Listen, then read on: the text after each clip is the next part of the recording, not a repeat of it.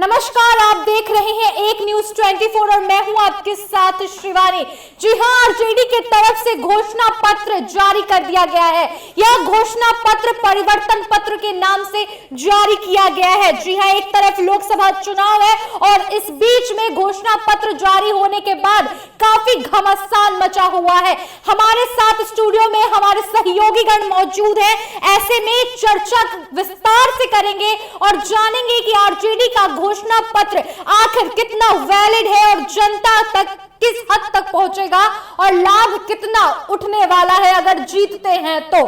ऐसे में चलिए शुरुआत आपसे करते हैं। क्या कुछ लगता है कि आरजेडी अपना घोषणा पत्र जारी कर दी है, कितना फायदा होने वाला है जनता को? क्या ये लुभाने वाले वादे सिर्फ पेपर तक ही टिके रहेंगे?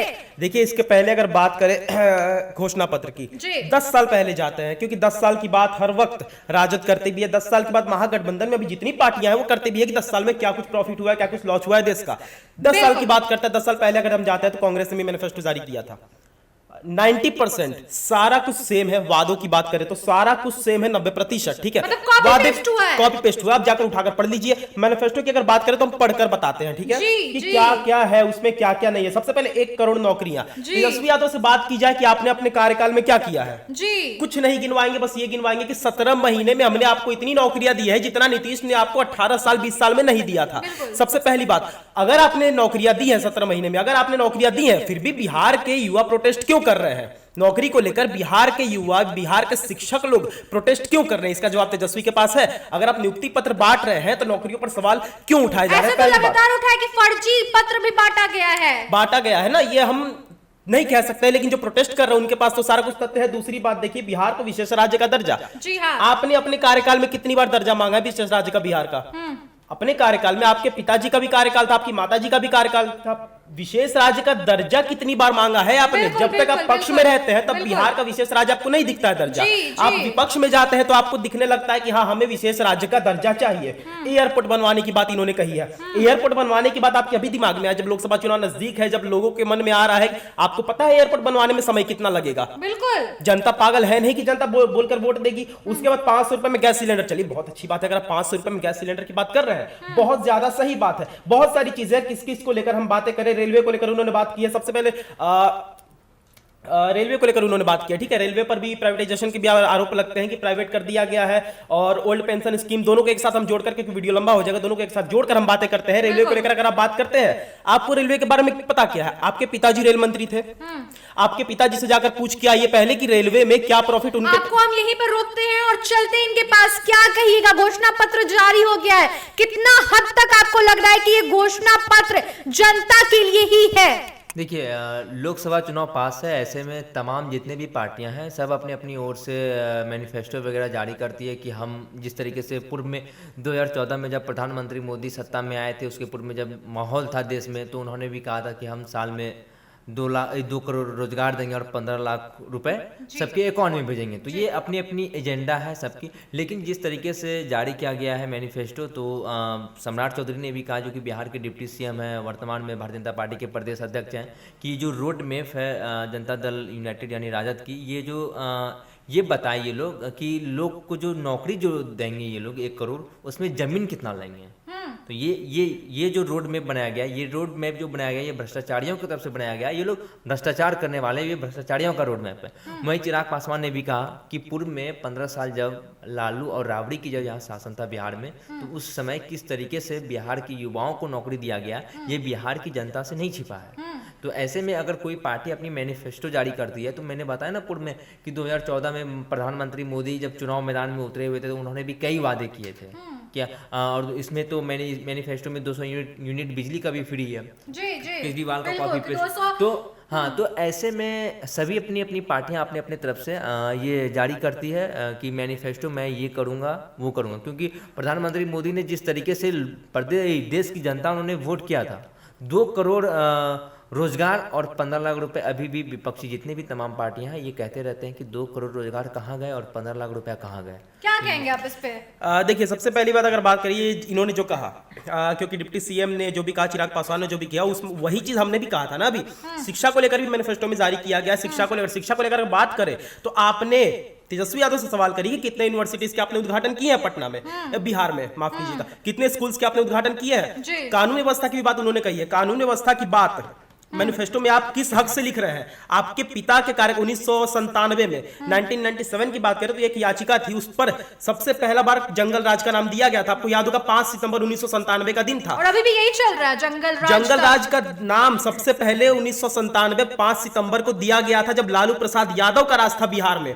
उसके बाद बात करें शिल्पी गौतम कांड, आप पढ़िए, शिल्पी गौतम 1999 का कांड है, रूह कांप आ जाती है। वही चीज है ना शिल्पी गौतम कांड, आज तक लोगों के मन में है कि शिल्पी गौतम कांड आखिर था क्या। जिसको नहीं पता आप जाकर पढ़ लीजिए शिल्पी गौतम कांड क्या था। पूरी की पूरी तरह से लालू परिवार फंस चुके थे, तो उस केस को बंद कर दिया गया। वो सारा जंगल राज की बात आपके पिताजी में आते हैं। आपके शासनकाल में भी बहुत सारी ऐसी चीजें हुई है। आप खुसरूपुर का जो गंदा पानी पिलाया गया था, महिला को नंगा दौड़ाया गया था, ये सब तो बोलना नहीं चाहिए, लेकिन हम कह रहे हैं उस समय आप उनके घर नहीं गए थे क्या? डिप्टी सीएम नहीं थे आप उस समय?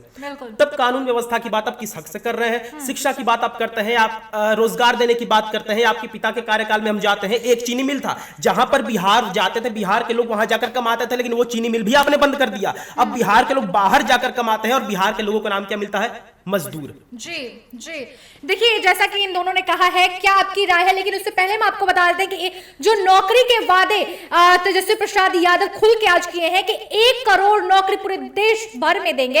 ऐसे में उन्होंने ये भी कह दिया है मीडिया वालों के सामने कि आपके घर भी नौकरी मिलेगा। ये कहना कितना सही है और आप इसको कैसे देखती हैं? क्या ये मजाक चल रहा है? देखिए, तेजस्वी यादव तो बहुत साल से ये सब चीज बोलते आ रहे हैं और आज भी तेजस्वी यादव वही चीज बोल रहे हैं, नौकरी।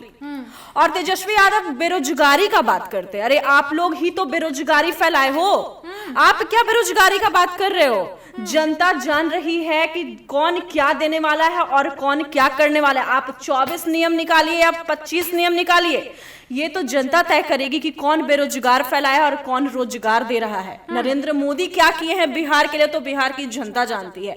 और पहले जितना भ्रष्टाचार हुआ है, जितना लोगों को रोडों पे निकलना मुश्किल था, आज से कुछ साल पहले देखिए जब तेजस्वी यादव के पिताजी का शासनकाल चल रहा था तो लोगों का 5 बजे शाम के बाद रोड पे चलना मुश्किल था। रोड पे चलने से लोग डरते थे, रूह कांपते थे लोग के कि अब इस समय पे रोड पे जाएंगे तो क्या हो जाएगा।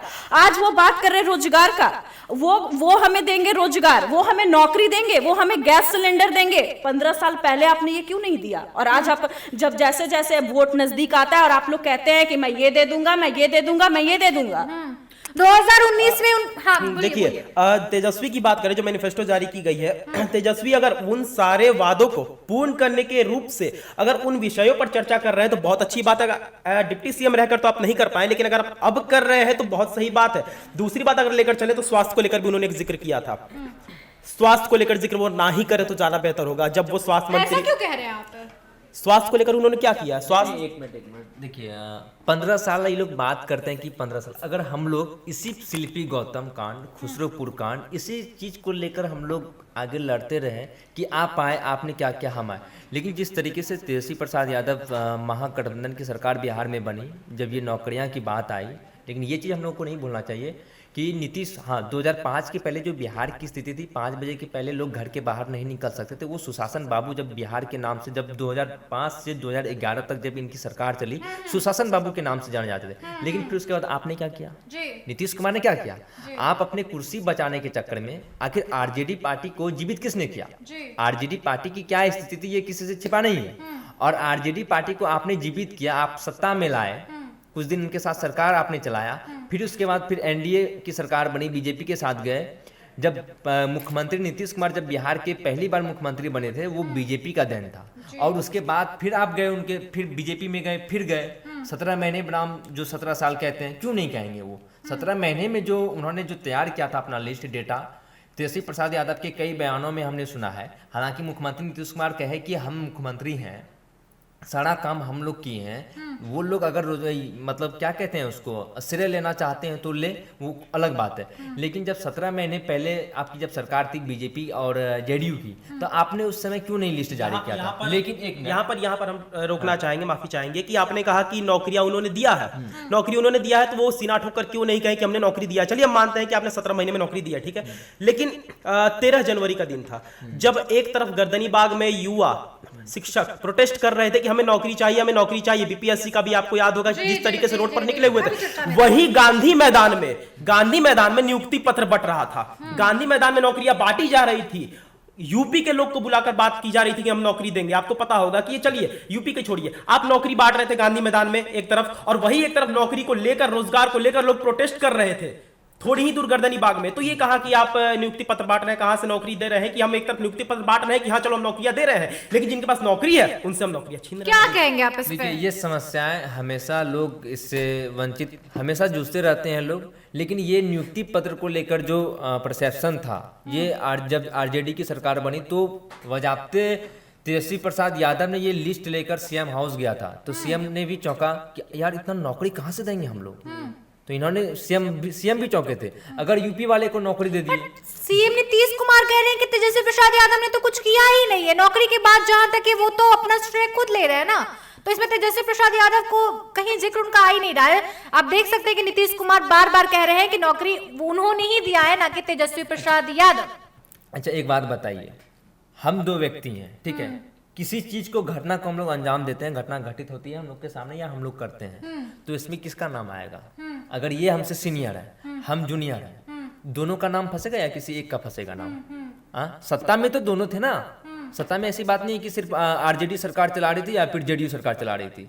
श्रेय तो वो भी ले रहे हैं, श्रेय तो ये भी ले रहे हैं। 17 महीने पहले जब आपकी सरकार बीजेपी के साथ थी, आपने उस समय क्यों नहीं लाया? स्वास्थ्य में कहते हैं कि वैकेंसी कितना, कहते स्वास्थ्य में क्या हुआ? स्वास्थ्य जब कोई भी मंत्री हो, स्वास्थ्य मंत्री, वो नहीं जाते थे हॉस्पिटल। लेकिन तेजस्वी यादव को आपने देखा होगा कि 12 बजे, 1 बजे, 2 बजे रात में पीएमसीएच, एनएमसीएच जाते थे। अब जनता को कितनी प्रभाव करेगी और जनता कितने से लाभान्वित हुए हैं। उस रात को 1 बजे जब वो जाते थे एनएमसीएच हॉस्पिटल या किसी भी सरकारी अस्पताल में, तो उसका वीडियो फुटेज वायरल होता था। जी, वो बिना वीडियो को भी जा सकते थे ना। एक रात को 1 बजे, 1:30 बजे, चलिए बहुत अच्छी बात है आप जा रहे हैं, बहुत अच्छी बात है कि आप 1 बजे, 1:30 बजे निरीक्षण करने जा रहे हैं अस्पताल में, सरकारी अस्पताल जहां पर नॉर्मल लोग नहीं जाते, वहां पर आप कोरोना के समय में भी वो गए थे। हम बहुत ज्यादा सही से कह रहे हैं, लेकिन वीडियो बनाकर डालने की क्या जरूरत थी? 1 बजे, 2 बजे अगर हम वीडियो बनाकर डाल रहे हैं तो इसीलिए ना कि जनता देखे कि हम काम करने जा रहे हैं। आपको जनता तब भी देख सकती है ना जब आप रेगुलर जाए वहां पे। इसकी बात करते हैं तो फिर तो अटल सुरंग का, जब जम्मू कश्मीर में अटल टनल का उद्घाटन हो रहा था, उस समय प्रधानमंत्री मोदी को आपने देखा होगा। जनता, एक मिनट, यहाँ पर जनता नहीं थी कोई, यहाँ पर जनता की बात हम कर रहे हैं कि जनता वहां पर अवेलेबल नहीं थी उस समय, ठीक है। लेकिन आप 1 बजे, 2 बजे जा रहे हैं किसी सरकारी अस्पताल में, या फिर उनकी सरकारी अस्पताल की बात नहीं करते हैं, वो इको पार्क में बहुत बार गए हैं, और वही फुटेज भी उनका वायरल होता है 20-25 सेकंड का। उन्हीं का नहीं, उनके भाई तेज प्रताप का भी वायरल होता है। फुटेज इसलिए जारी किया जाता है ताकि अगर हम प्रदेश के बड़े अस्पताल का हम निरीक्षण कर रहे हैं, 12-1 बजे औचक निरीक्षण करने के लिए पहुंच रहे हैं, तो प्रदेश के जो अन्य अस्पताल है वहां भी हम पहुंच सकते हैं, इसलिए फुटेज जारी किया जाता है। और मैंने कहा ना कि जनता को दिखाने के लिए, आखिर ये बताइए, प्रधानमंत्री मोदी 3D फोटो, चाय पे चर्चा, आदमी नहीं है लेकिन हम हाथ हिला रहे हैं, हिलाना है हमको हाथ, फोटोग्राफर है फोटो क्लिक करने के लिए, नहीं ऐसा नहीं है, क्योंकि लोग जाने इस चीज को। क्या जरूरी है अटल टनल का उद्घाटन करना? तो अगले दिन पेपर में आएगा कि प्रधानमंत्री मोदी ने गया था, अटल सुरंग का उद्घाटन किया। 1 सेकंड आपको मैं रोकूंगी, 1 सेकंड। आप बात करें नरेंद्र मोदी की कि नरेंद्र मोदी क्या जरूरी था करने का। नरेंद्र मोदी विकास किए हैं, नरेंद्र मोदी बिहार के जनता के लिए क्या कुछ किए हैं, तो ये जनता भी जानती है और जनता उनके सपोर्ट में। आप देख रहे हैं ना मोदी लहर कैसा चल रहा है। विकास की हम बात नहीं कह रहे हैं। जिस तरीके से इन्होंने कहा कि फुटेज वगैरह, वीडियो वगैरह डालना, तो ये सभी नेता करते हैं ना, कौन नहीं करते हैं? नहीं, समझ रहे हैं, आपके बात से हम वाकिफ भी हैं, लेकिन आप एक बात बताइए कि अगर हम कहीं अस्पताल में जा रहे हैं रात के 2 बजे, वहां जाकर अगर किसी को पता ना चले, हम निरीक्षण कर रहे हैं, कुछ गलतियां निकली, तो चलो या भाई यहाँ पे गलती है, इसको नोट करते हैं, बिना बताए दूसरे अस्पताल में जाएंगे तो ज्यादा प्रभाव पड़ेगा, या फिर वीडियो बना के लीक करके जाएंगे तो ज्यादा प्रभाव पड़ेगा। वीडियो बनाकर अगर हम उस अस्पताल में दूसरे में जाते हैं तो लोग पहले से तैयार रहेंगे कि चलो तेजस्वी आने वाला है, ये जगह जगह जा रहा है, तो वो पहले ही से भाई सही करके रखेंगे ना। नहीं, ऐसी बात नहीं है। जिस तरीके चलिए यहाँ पे हम आप लोग को रोकते हैं, डिबेट बहुत आगे जाएगा, लेकिन एक प्रश्न, जो अंतिम प्रश्न है उसका जवाब आप लोग दे के जाइए कि क्या ये जो घोषणा पत्र है बीजेपी को सीधे सीधे टक्कर दे सकती है? बताइए। टक्कर, फिर से मैं वही कहूंगा कि अगर ये घोषणा पत्र सही मायने में निकाली गई है तो टक्कर तो देगी, क्योंकि इसमें जो वादे किए गए हैं उन सारे वादों से बीजेपी अभी पीछे रही है। आप क्या कहेंगे? नहीं, ये तो लोकसभा चुनाव पास है, मैनिफेस्टो सभी पार्टियां अपनी अपनी जारी करती है। ऐसे में जिस तरीके से क्या दिखाया गया कि और 2-4 कदम आगे निकलकर कहीं बढ़ेगी इस घोषणा पत्र को देखते हुए? नहीं, बिल्कुल भी नहीं। बीजेपी अपना स्टैंड क्लियर कर चुकी है। बीजेपी इस मैनिफेस्टो के ऊपर साफ तौर पर सम्राट चौधरी हो चाहे एनडीए के घटक दल चिराग पासवान, उन्होंने साफ तौर पर कहा कि किस तरीके से पूर्व में 15 साल जब सत्ता में थी आरजेडी, किस तरीके से कि ये जो घोषणा पत्र है ऐसा है जैसे हवा से पहाड़ उड़ा रहा है। तो है ही ना। 1 करोड़ रोजगार कैसे दे दिया? देश में 1.0 सरकारी नौकरी है, सभी को तो सरकारी नौकरी दे नहीं सकते हैं आप। आपका क्या विचार इस पर? देखिए, घोषणा पत्र वो क्या किए, लेकिन अब देखना यही दिलचस्प होगा कि अब तो लोकसभा चुनाव के बाद ही पता चलेगा कि आखिर किसका। लेकिन अभी बिहार में, देश में मोदी लहर है और मोदी लहर ही इस बार कामयाब होकर दिखाएगा। और रहा बात तेजस्वी यादव का कि वो मतलब क्या रोजगार देंगे क्या, वो तो भाई मैं पहले भी आपको बता चुकी हूँ कि 15 साल पहले उन्होंने क्या किया और अब क्या कर रहे हैं वो तो अब जनता ही डिसाइड करेगी। बिल्कुल। तो घोषणा पत्र सामने आ चुका है। अब तक आपने नहीं देखा है आरजेडी का घोषणा पत्र तो जाइए देखिए और आप विचार कीजिए कि घोषणा पत्र आपके लिए जारी किया गया है या नहीं। क्या ये घोषणा पत्र आपके मुताबिक है या नहीं? इस चर्चा में तो इतना ही। आगे और विस्तार से हम चर्चा लाएंगे, वीडियो आपके समक्ष रखेंगे। लेकिन इस वीडियो को आप YouTube चैनल पर देख रहे हैं तो हमारे चैनल को सब्सक्राइब कीजिए और इस वीडियो को ज्यादा से ज्यादा शेयर कीजिए। और फेसबुक पेज पर देख रहे हैं तो हमारे फेसबुक पेज को लाइक कीजिए। धन्यवाद।